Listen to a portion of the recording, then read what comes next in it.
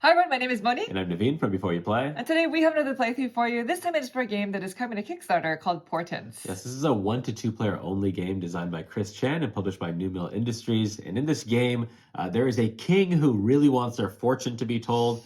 We are playing as different competing fortune tellers, and the king has budget cuts, and those cuts could include one of our heads. So Yes. We have to be very careful. Our job is on the line, Yeah. so we really need to make this fortune work. And so today we're going to be going into a full 2-player playthrough, and we'll probably just teach the game as we play, since the rules are pretty straightforward. And then we'll just end by giving some of our thoughts. Now, we do have to mention this is a prototype copy of the game, so things are subject to change in the future, namely the tiles that you're going to see in a little bit, as well as the box art. There is a link to the pre-launch page, which is down in the description down below, which is going to be on Kickstarter, and it's set to launch on October 18th.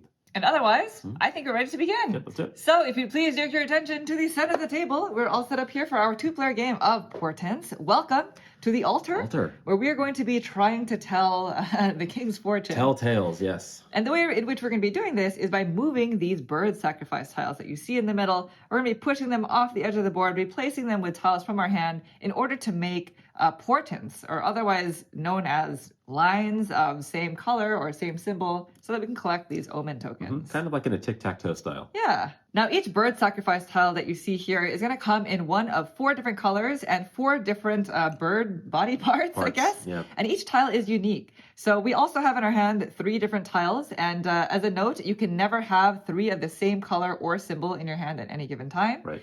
In addition, there's always going to be 1 tile that's out of the game in a 2-player game. So it's just going to be here so that we can keep that in mind for the rest of the game. All right, before we get started with our playthrough, we just have to see who goes first. Sure, yep. Ready? Evens or odds? Sure, I'll go odds. Okay, 1, 2, 3. All right, Ooh, even. So it's me. Okay. So I'm going to go ahead and go first. And the way that the game works is we're basically going to be taking turns going back and forth until the end game condition has been met. Sure. And so a turn is divided into 2 phases. The first phase is the sleight of hand phase. And so this is where we're going to wave our hand over the altar, make our incantation, and basically push tiles off the edge so that we can make these portents. And so during this phase, I basically want to make lines of same color or shape. And so I'm allowed to push up to 3 tiles as long as they're all in the same direction. So they can be from different rows, just has to be the same direction. So I'm going to push in this direction, and I'm pushing this tile over, or this row over by 1. I'm pushing 1 tile off. And I'm going to push this row twice. So these 2 are going to come off just like this, and this is going to go over. So I'm going to replace them with tiles from my hand. And again, that's 1, 2, or 3 tiles that you push. You didn't have to push the full amount, but I just happened to do so. And they all have to go in that same direction. Yes, they have to go in the same direction. So I'm going to go ahead and place that there, and then I might as well just place them like this. Sure. And then these 3 will go back into my hand. Now, you cannot push in a way that the tiles coming back into your hand are going to be of all the same color or symbol.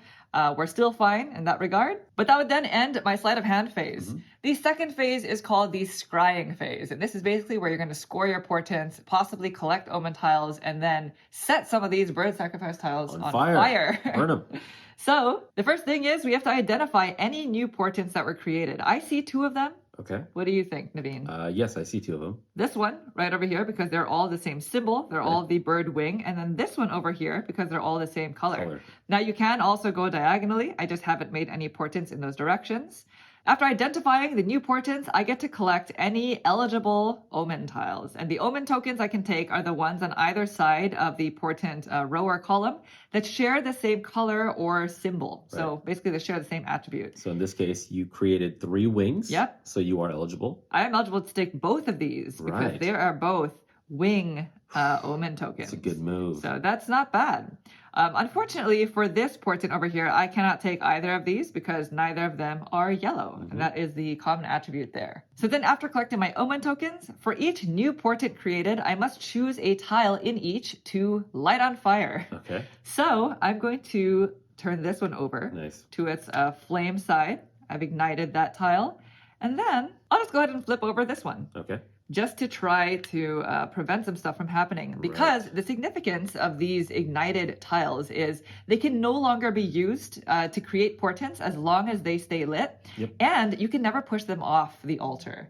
So after my turn, Naveen would be going next. He could not push this column downwards because this ignited tile is basically blocking the way. Yeah, so you're still allowed to push them. So I could push in this direction, Right. sliding this over, but it can never come off the altar. Yeah, so it kind of serves as a barrier. It's kind of a defensive part of your turn. Right.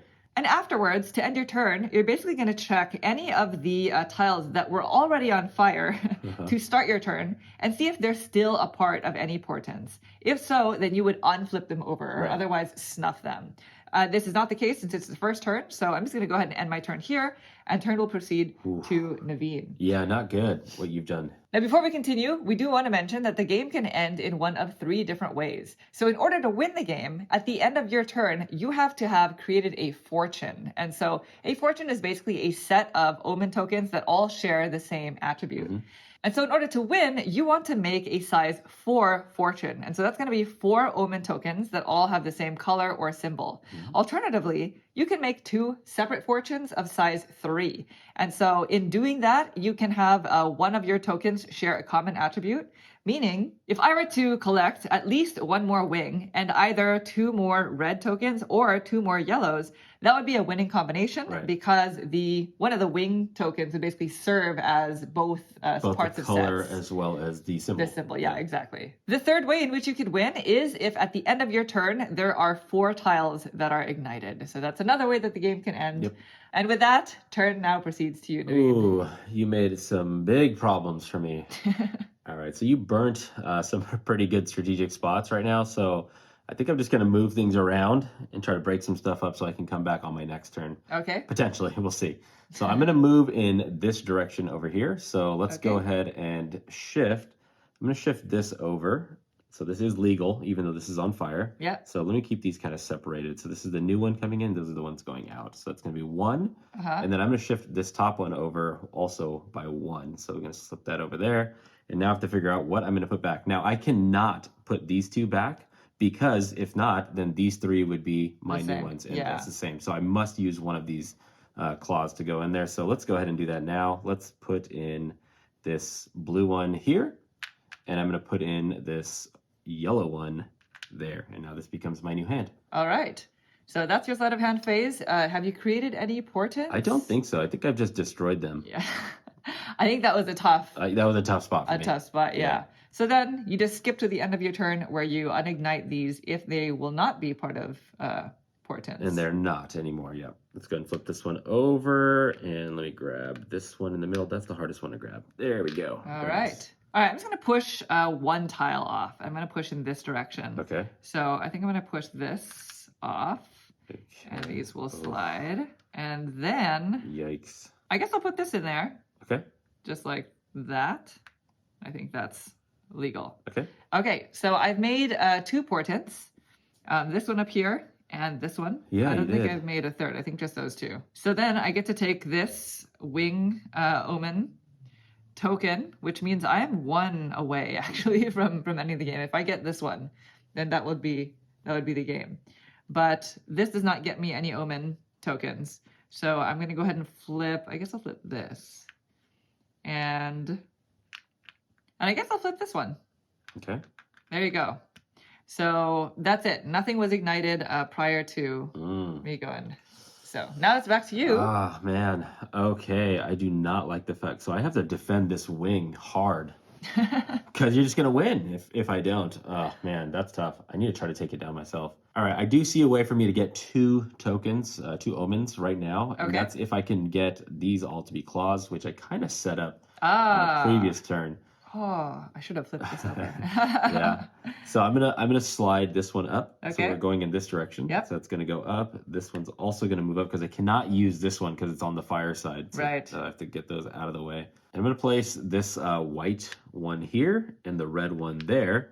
And so now I have created a portent that's going to be on both sides, kind of like what you did on the first play. Yeah, well, this goes into your hand. Goes into my hand, yeah. And then go ahead and collect your omen. Yes. Wow. Thank you. Wow. I know. That escalated pretty quickly. I needed that. I think it was just the 1 portent, right? Yes. Okay, so what are you going to flip over? Definitely knowing that you have that blue coming in here. Coming hot. I'm going to have to flip this over just like that. Yeah, that's a good move. Now, these 2, I don't think are... They're not part of it anymore. So yeah, you go ahead and unignite them. They undo. All right, so that's also not good. 1 And 1. So now it's back to me, and I can throw this dream away for now. For now. Maybe work on something else. And just so you know, all of the tiles in the altar, as well as the omen tiles that are around the altar, are all randomized before the start of the game. And the material, by the way, of these 2 pieces are going to change in the final version. Sure. All right, back to me. I think I'm going to push this way, and I'm going to just push this row over twice. Okay. So 1, 2. Ooh. So this moves over. Yeah, gosh. And dang. I guess I'll go 1. Can I collect 2 of them? 2? Yeah. And this is going to be a portent right here. And it's going to allow me to collect these 2. Oh, boy. Okay. These 2. Oh, that's too many things to defend against. Wow. It's tough. I'll just flip over this middle one. Okay. Wait, that was not part of it. That's definitely not part of it. Yeah. You're going to let me do it. Well, I thought you meant the middle top. Yeah. Okay, I'll flip over this one. Sure. Just like that. Okay. Yeah. I'm sure there was a better, I'm sure that was a mistake. There's that. This is no longer, oh no, this is still a part of a portent. It is. Right there. So that doesn't get snuffed. Nope. That's me. So Yep. it's back to you. Okay, I think there's a way for me to steal this, which is your game winner. So I'm going to have to push in this direction. So Okay. I'm definitely going to want to push this out. Okay. Oh, I'm making a mess. Okay. So that's going to stay on that side. I'm going to move these over. Uh-huh. And I definitely know I'm going to want to slip this in. The question is, can I get anything else there? So you just have to keep on pushing Keep that pushing, way. yeah. Well, you can't push these, actually. So you're probably done. But you can continue to push this. Yeah, If that- you want this wing, basically. Yeah, that's the question. Do I want to get this claw off so that I can then get something else kind of set up? I think the answer is yes. Let's just push some buttons. Okay. Or some tiles. So I'll move this over. Uh-huh. And then these are the new ones coming in. So then I definitely want this to be out here. Right? And skull. Do I want to put the skull out there? What other skulls are here? I mean these, but Ooh. this one's If currently... I put it in play, that's not good. I'll put the wishbone, I think, there. Okay. And then this, because I'm worried about a diagonal skull situation if I put it here. So Right. I don't want to deal with that. But Okay. I did create a portent, Yeah. a blue one, which would take this one. This was the kill one for me. I had to Yes, get this that was out the of kill play. button. So I'm going to have to take that. I mean, right now as it stands, there are 2 more kill buttons. Yeah, 2. I know. If I take either one of these, then the game will end as well. It's hard. It's hard to do it all. It's a hard life out Yeah. here. So yeah, these come to me, and Okay. I believe I have to flip over one of these. Let's go ahead and just flip over blue wishbone. Okay. Let's get that taken care of. All There we right. go. Now these 2, are they still... This is still part of this. Yep. This one, however, is no longer part of it. So that gets snuffed. Snuffed. All right, back to me. Actually, in this position, there are a few things that can happen. Yeah. If I take any one of these bird skulls, or A white. another white, Or a yellow. another yellow. Basically, if you get another one, the game will you kind of win. No, if I get any of the blue ones, Sure. it won't work. So, knowing that, I'm just going to push once in this Okay. direction and slip this in there. Okay. So that should be it, Yeah. because it's going to create this portent over here, which gets me that token. There you go. And there you go. There's no real point, Yeah. I think, in finishing out the turn, because at the end of this turn, the game would be over. Yeah. I have a fortune of size 3, You which is do. these 3 yellows, and another fortune of size 3, which 3 are these birds. 3 wings. Yikes. So that's the end of the game. Nice. That is basically how you play Portents at 2. You can also play this solo. So I have played this solo, and the way in which it works is you're basically just trying to make as many fortunes as possible. There's a chart on the back of the rule book that basically shows you all the difficulty levels and how many omens you need to create in order for you to achieve a win, I guess, in those difficulty levels. And the other thing is the kitty tile over here is going to be going around the altar.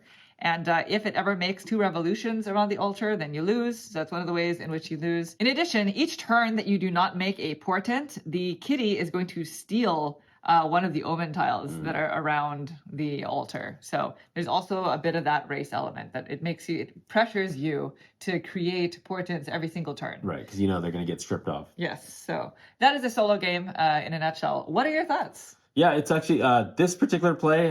You got me pretty good early on, so I felt like very defensive, but I don't think I could have done it. In previous plays, we've had a lot of back and forth. Yeah, where, flipping over the fire tiles was very strategic. Yes. So yes. it's actually a clever little game. 15, 20 minutes. It's Yeah. very simple to set up, very It's- simple rules to teach. It is very quick. I think it's a very nice abstract game, actually. It's Yeah. nice themed for the month that we're in, Yep. but it's also just it's just really neat, the back and forth, the tactical aspect of it, where you're both going offense and then you're ending your turn by trying to do a defensive Trying to be move defensive, with yep. burning the tiles or igniting the tiles.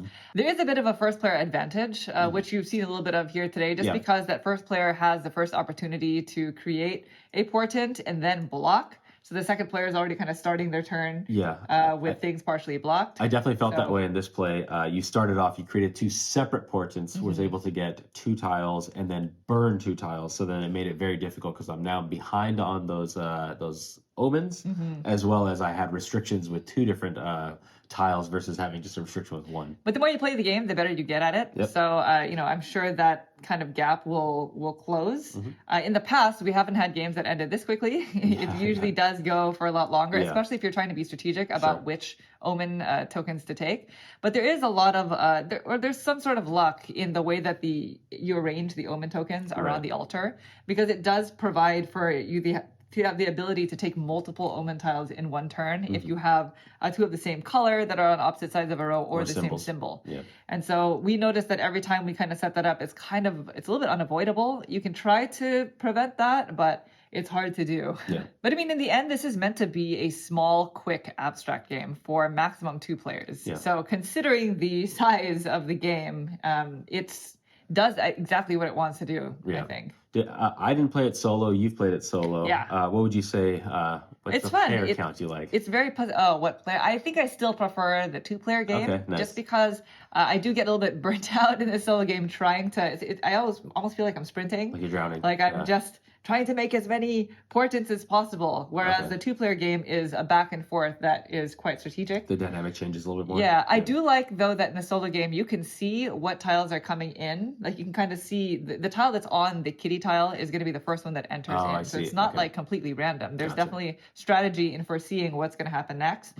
But I do like the back and forth of the 2-player game. Yeah. So there you go. That is Portents coming to Kickstarter on October 18th. There's a link in the description down below if you are interested in this game, where there's going to be more details. I believe it's a pre-launch page as of right now, but on the 18th, it is set to launch. And if you have any questions about the game or anything that you saw here today, please feel free to leave a comment down below, and we'll try to get back to you as soon as possible. Thank you all so much for watching the video. We hope you enjoyed it. If you'd like to see more like this in the future, please consider subscribing. Thank you. Thanks. Bye.